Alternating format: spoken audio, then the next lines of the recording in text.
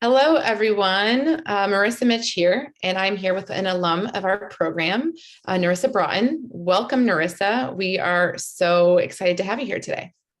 Yeah, thank you so much for having me. I love being involved with anything with SFSU and yeah, just happy to be here.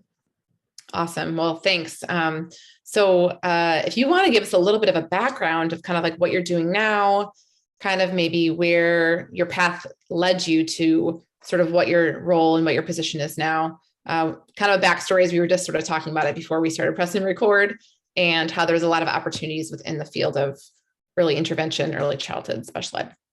Yeah, so let's see, I'm currently the program manager of the Bridge Preschool program at the primary school. I've been with the primary school for the past 4 years, helping to build out and design and develop their birth to 3 program. Before that, I was a special ed preschool teacher with San Francisco Unified School District. Before that, I was a special day class preschool teacher with Newark Unified, and I did early intervention with West Contra Costa County. And, you know, I got there by being an ABA therapist, and I got interested in that while I was doing my undergraduate degree in psychology down in Santa Barbara, working with a family with a young girl on the autism spectrum. And yeah, I think I just kind of backtracking. I knew I always really loved working with children and families, and I got really interested in how children learn and how different children learn. My sister got diagnosed with ADHD when she was in college, and my best friend was dyslexic growing up. And so just kind of understanding how, how different people learn and how that affects how teachers see you, and how navigating the educational system can be different based on how you learn. So yeah, kind of did this,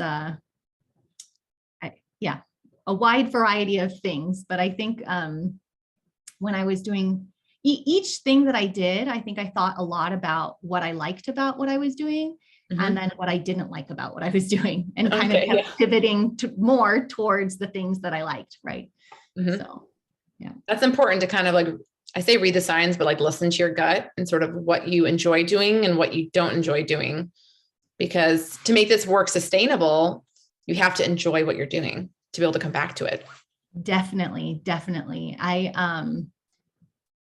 think that one thing that I would say that's super important is to take time to really think about what drives you, what exactly are you passionate about? Because a lot of us, we just enjoy being with children and families or things like that, but like kind of really pinpointing what it is about the field that excites you. Or what I always notice is like when you're talking to somebody, when do you just kind of like keep talking and never want to stop talking? And that's kind of helps guide you to be like, oh, I'm actually really interested in that.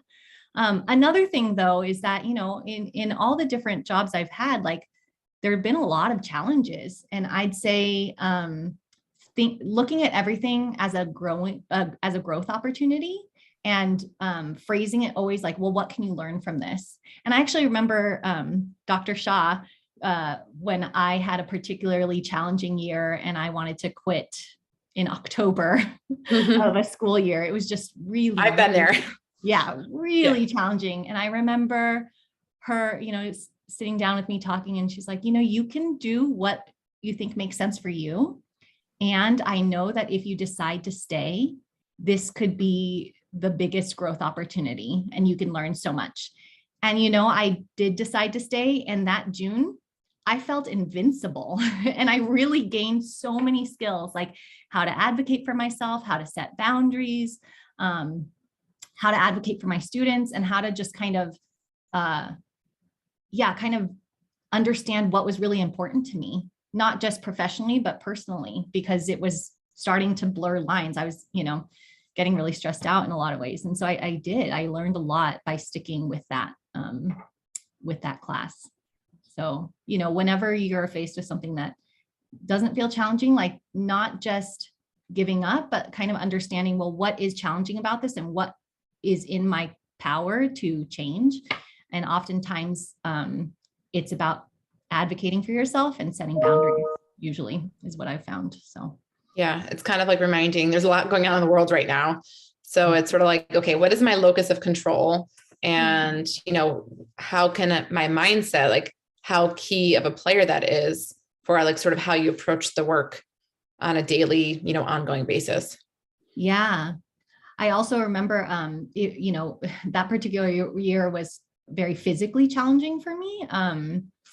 I had sprained my back. I got bit so bad. I lost some nerve feeling in my hand, all these little things that were happening. Yeah. And, I remember I signed up for like a massage subscription for the month, every month. And it felt really like, luxurious, but at the same time, I thought to myself, well, what do I need to sustain myself? What do I need to like fill my cup so I can go back to work? And because I actually did enjoy what I was doing, it just was really hard and difficult, and I wasn't able to set boundaries. And once I did that and figured out what I needed to feel good outside of work was really important. Mm-hmm. That's pretty key that you learned some of these skills pretty early on. It sounds like maybe not early as it would have been preferred, right? So it's good that we're like having this conversation for a lot of students to hear, but a lot of our students are already working in programs. They already have a lot of experience, and now they're just kind of coming back to explore and learn more. Yeah, definitely. Yeah. And, another thing that I would say is like, I've been in this field for a really long time. And I think something that I just learned with time is early on, I felt like I really wanted to show what I know and kind of like get confident in what I was doing. And in order to, and my way of doing that in the beginning was kind of being like, oh, I got this, like, I know all these things, and trying to share that. And I've just learned over time, like the best way to approach things is just being curious about the things that you don't know, because there's a lot of things you don't know, and there's a lot of things you don't know. Yeah. And especially working with children and families, there is no straight answers ever. You have your bag of tricks and your, all your knowledge and experience, and there's still things that you can learn. And I think that when you approach every child and family with like, what can you learn from them, from these interactions, from this new position, everything is a learning opportunity. And when you can say, I'm not sure about that, I'll have to think about that and get back to you. Like, I think that that's like I wish I learned that early on, because a lot of times I would scramble to try and find the right response. Mm-hmm. And really, I just wish I knew that I could say, oh, I'll have to think about that and look for the answer and then get back to people. I'll get back to you at another point in time. Yeah. That's some really good advice, because I feel like all the families and the kids that we're working with can be like challenging in their own ways. And I think we put so much pressure on ourselves. Sometimes those who go into education are sort of perfectionists and, want to know it all and not want to do it all, but managing those things and prioritizing, but then also being like, hey, I'm not really sure about that, I'll have to get back to you. Yeah.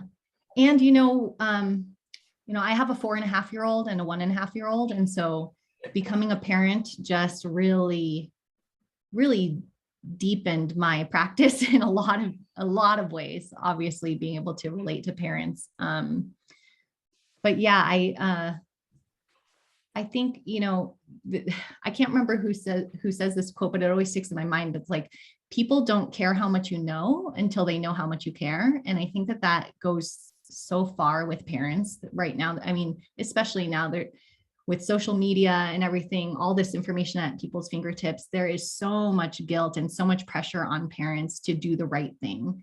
And when we approach families as if we know the right way, I think we're really missing out on an opportunity to really build that trust and relationship, to see where they're coming from, and then truly partner and thought partner together to solve problems together, not giving them knowledge, but kind of like coming to it together. Mm-hmm. I like that, the coming together rather than like giving them the knowledge. Definitely. So you kind of referenced that you've learned so much and you've grown so much over the years. So, and you've talked a little bit about, what you wish you would have known, but like, so were some of these other professionals influencing you? Where did some of this like inspiration come from? Was it, changing different jobs? I guess kind of like, what were some of these like contributing factors, to your growth and to your like overall professional development or personal development for that matter? Yeah. I mean, just relationships professionally and personally, learning from other people. I think a big piece of advice that I wish someone had told me earlier is, when you do that reflection of thinking about what kind of life do I want to live? Like, what would my ideal job be? What do I like? And what brings me joy? And doing some research and coming, like figuring out what is out there, who's out there doing things that you're interested in, and reach out to them, like send them an email. It's amazing how many people don't think to do that, but every time I've reached out to random people, it's been always so positive. I love it when students reach out to me because I'm like, oh, here's all this information I know. And I always learn from them as well. And so it's really, if you see someone out there doing something that you're interested in, reach out to them, pick their brain. This field is only going to keep growing and changing as we learn more and as funding opportunities come up. And I think it's a good opportunity to just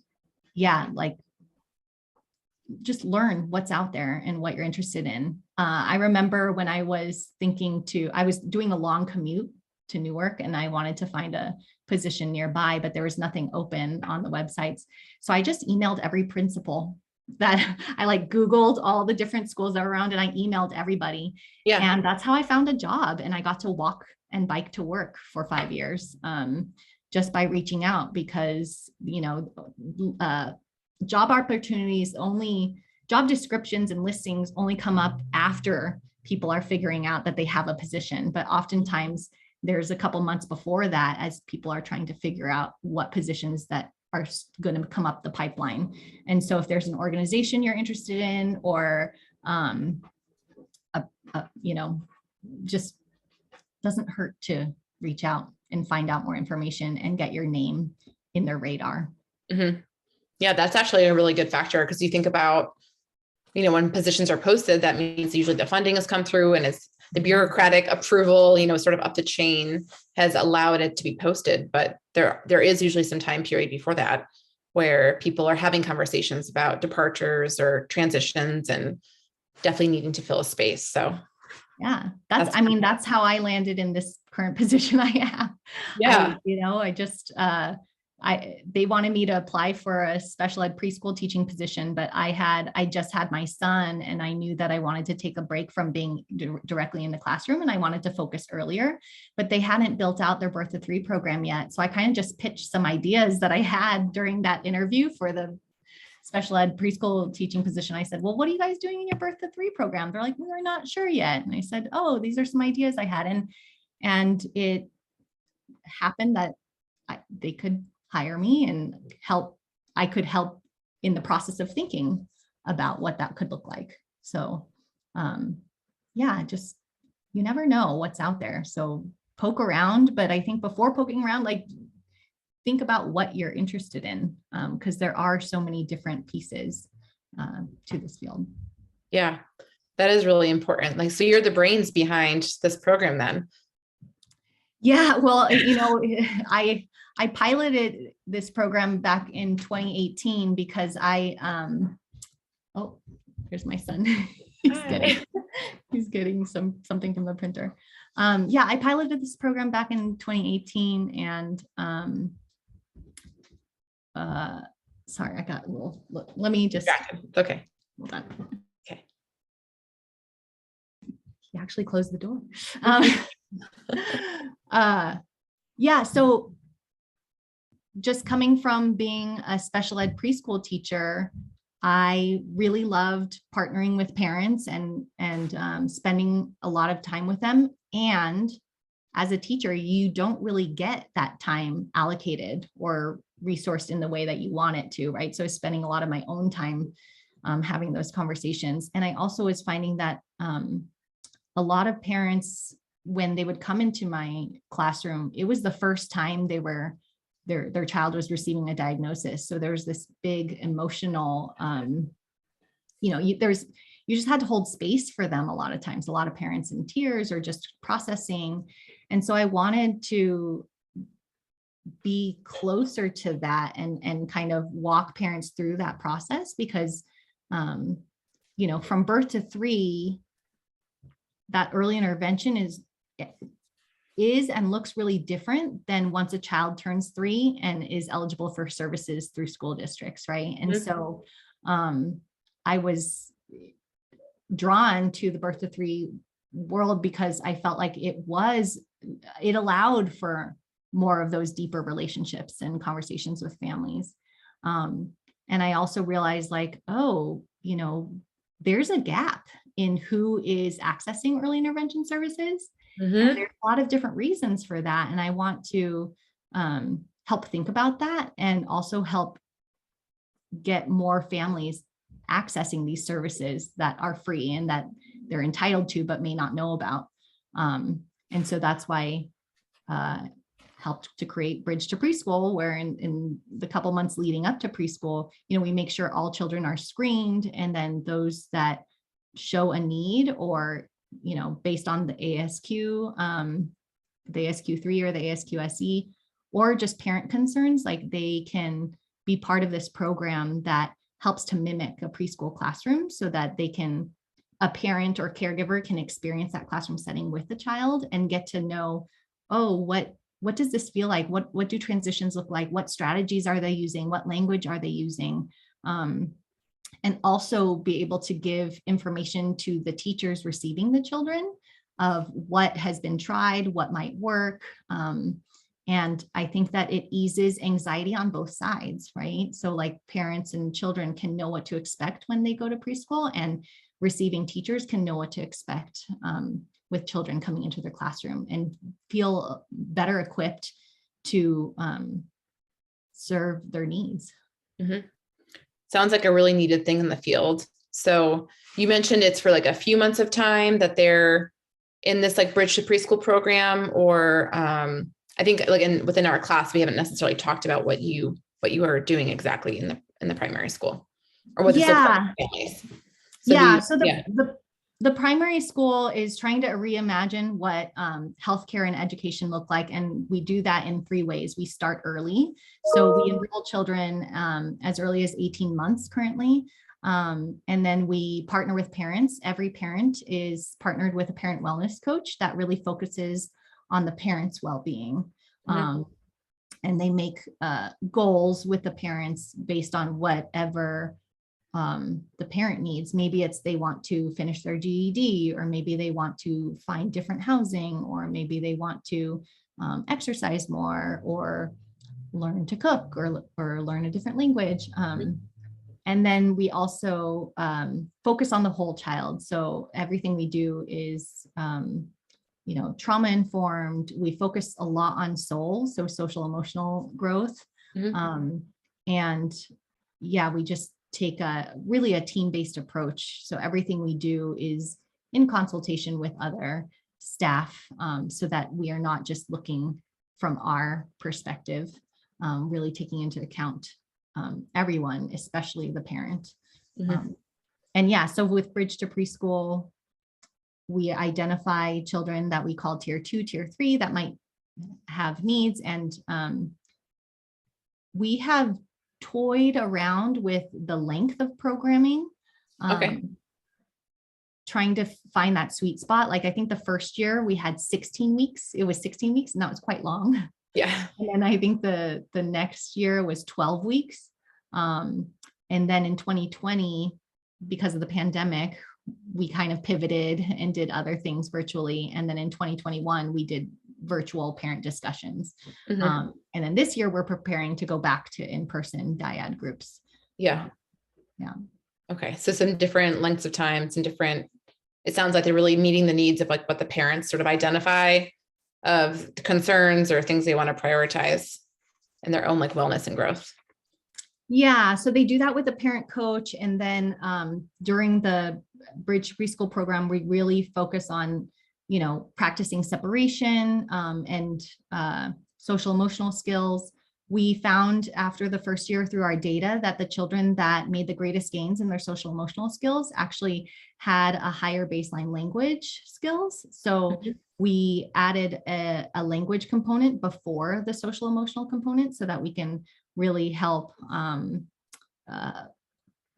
parents understand how to support their child's language development. And so those are the two things we really focus on: language development and social emotional skills.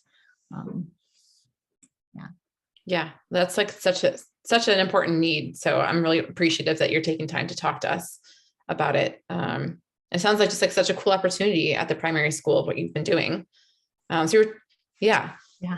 And we're always, everything is really data driven. So we are always trying to learn and grow and figure out how to make programming better. And we always have a lens of like, well, who is benefiting from this programming and why, and trying to make sure that all families and students can benefit. And so we constantly tweak the program every year in efforts to try to make it better. I mean, like, yeah, we talk about collecting data, but it's not really useful if you collect the data and you don't actually use it to inform or to adjust sort of what you're doing. Yes, definitely. And part of our data is soliciting feedback from families, because we want to meet the needs of the families. We want to know, is this working for them? Do they enjoy coming? What do they enjoy about it? Yeah. Things like that. Yeah.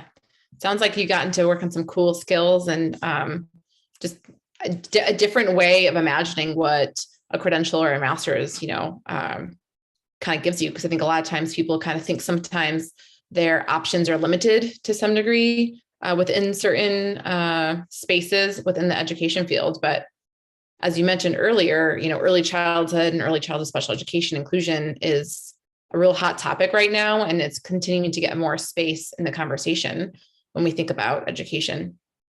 Definitely. I feel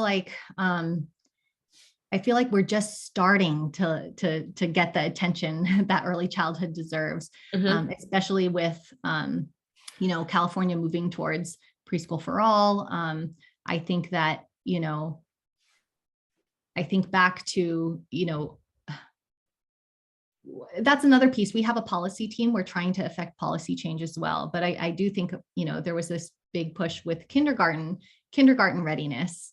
And we all know how important it is to work earlier and earlier. And now that there is interest in preschool for all, how do we work even earlier? And I think like a big part of it, I know there was this research study that came out, just a couple of weeks ago, and has been getting a lot of, maybe a little misunderstanding, but they're like, oh, preschool is not good for children, right? I saw that, yeah. And I think it's really important that people realize that when we say preschool, it's not just academics and like actually understanding child development and what it means to learn as a child, which is really through play and focusing on things like language development and social emotional skills, which is best done through play and child-led activities and interests. So anyway, I could go more and more on that, but maybe that's a whole other thing. Yeah, no, that is important because I did see that article. And I think, people are kind of generalizing and taking what they want from that information rather than the actual whole picture of what the study was really, the purpose and sort of what the results were. Yeah, definitely. And another thing I think I would say too is that, just working directly with children and families, either at home or in the classroom. That's typically what we think of, and that's typically what the experience is of those of us in the ECSE field. Yeah. And I think that our knowledge and our experience is so critical to informing education in general. And as society starts thinking more and more about how to prepare children for preschool or kindergarten, and just the importance of screening and understanding child development and supporting parents in understanding child development. Mm-hmm. Yeah, it's important to know the milestones and the child development and interrelated holistic nature of it. So things that we talk about in this class specifically, but yeah, that's really important. Earlier, we were kind of talking a little bit about sort of your journey, and you've sort of alluded to this a little bit of sort of your work and in your advice of trying to really find what really sparks like your interest and what really gets you going in conversation. But I kind of, when I think about that, I'm also sort of thinking about needing to find a passion and needing to find that focus in order to prevent burnout, in order to like avoid doing things that don't really inspire you. So do you have any like advice or things you want to talk about related to kind of that idea? Yeah, I think, and these are a lot of times this is how I start my training, but like spending time to think about what brings you joy in the work that you do, and knowing how to find that balance. So when things get hard in the professional realm, like in work, because this work is hard and a lot of times it is physical and emotional, reminding yourself why you're doing it, and not losing that connection to the things that you are passionate about, and that bring you joy, and making sure that you are advocating in the right ways for yourself and for the families that you work with, making sure you have the right boundaries. So whatever that means, if you need to schedule in like 30 minutes of debrief with another colleague or a friend after work, making that happen, taking care of yourself physically, mentally, super important. And knowing that self-care isn't a luxury, it's a necessity, especially in this work. Yeah, I always had that lens, like, what is it going to take to sustain me doing this work that I really believe in and think is important? Yeah. And then when you get scared, kind of, having that ability to self-reflect and understand where is that coming from and why. Yeah. Big proponent of therapy and someone to talk to and process ways in which, things are getting hard and what you can do, what you have control over, and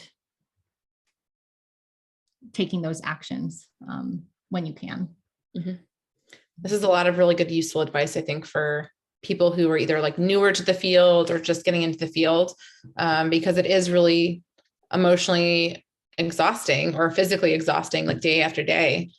And to be able to like return to do those things, you do need to build in like that self-care routine, and that's gonna look different for everyone. Yeah. So I'm wondering if there's any other tips or pieces of advice that you sort of want to leave students who are looking to go into the field or seeing different options that they may have, kind of in this space that we have right now. Yeah, just dream big. I mean, think about what you want to do. Think about solutions to problems you see. If there is something that you don't like about the field or society or the world, what skills and talents and passion can you bring to help provide a solution for those types of things? Because that will bring you joy when you can use your skills and talent to help improve things.